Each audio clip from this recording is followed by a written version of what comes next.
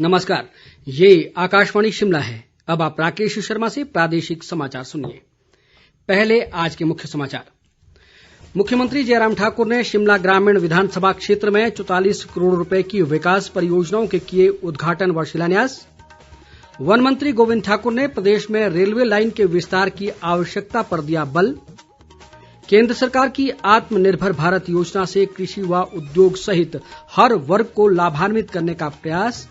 और प्रदेश में आज कोरोना से मिली रही राहत, अभी तक कोई भी नया मामला नहीं आया सामने। अब समाचार विस्तार से। मुख्यमंत्री जयराम ठाकुर ने आज शिमला ग्रामीण विधानसभा क्षेत्र में वीडियो कॉन्फ्रेंसिंग के माध्यम से 44 करोड़ रुपए की विभिन्न विकास परियोजनाओं के उद्घाटन व शिलान्यास किए। इनमें राजकीय महाविद्यालय 16 मील धामी, राजकीय वरिष्ठ माध्यमिक पाठशाला रामपुरी क्योंथल के अतिरिक्त भवन और राजकीय वरिष्ठ माध्यमिक पाठशाला ओखरू का उद्घाटन शामिल है। इसके अलावा मुख्यमंत्री ने नाबार्ड के तहत निर्मित होने वाले घरोग नाल्टा और बाग क्यालू संपर्क मार्ग की आधारशिला भी रखी। इस अवसर पर मुख्यमंत्री ने कहा कि वर्तमान प्रदेश सरकार के कार्यकाल के दौरान क्षेत्र में 41 करोड़ रुपए की विकासात्मक परियोजनाओं को कार्यान्वित किया जा रहा है। उन्होंने कहा कि सरकार ने कोरोना संकट के बावजूद क्षेत्र में विकास कार्यों को तरजीह देने का प्रयास किया है। जयराम ठाकुर ने कहा कि इन परियोजनाओं को निर्धारित समय अवधि में पूरा किया जाएगा।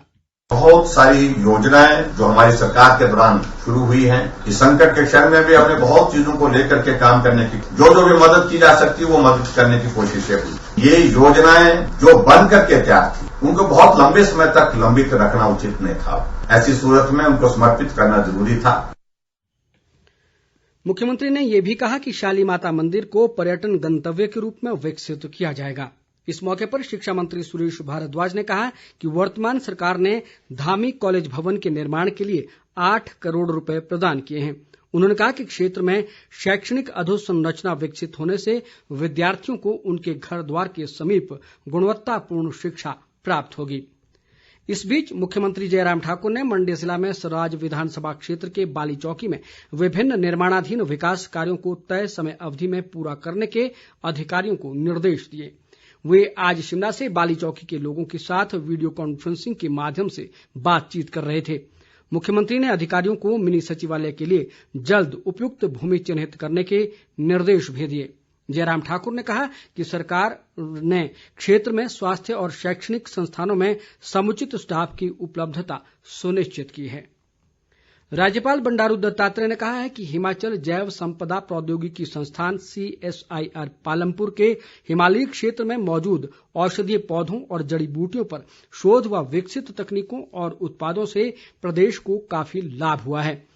वे आज संस्थान के 38वें स्थापना सप्ताह के अवसर पर राजभवन में वीडियो कॉन्फ्रेंसिंग के माध्यम से पालमपुर स्थित संस्थान के वैज्ञानिकों को संबोधित कर रहे थे। राज्यपाल ने कहा कि ये संस्थान अपनी तकनीकों को MSME के माध्यम से प्रदेश व देश में उद्यमिता को बढ़ावा दे रहा है।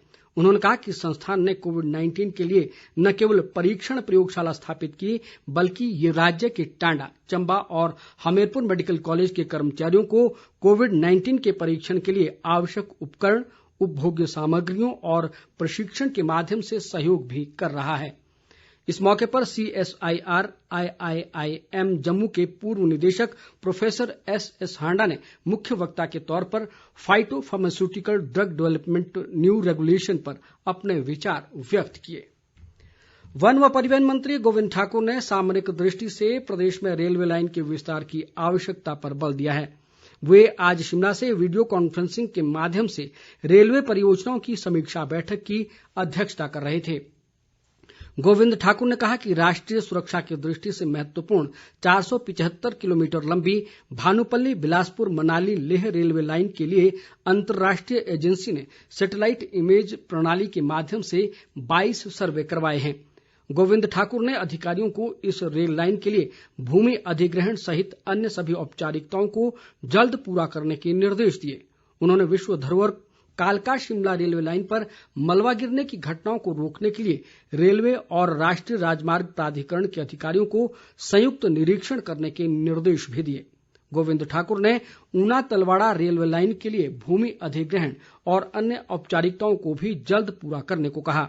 इस बीच वन मंत्री ने वन विभाग की वन समृद्धि जन समृद्धि योजना की समीक्षा बैठक की अध्यक्षता भी की। उन्होंने कहा कि प्रदेश जल्द ही देश भर में औषधीय जड़ी बूटी राज्य बनकर उभरेगा।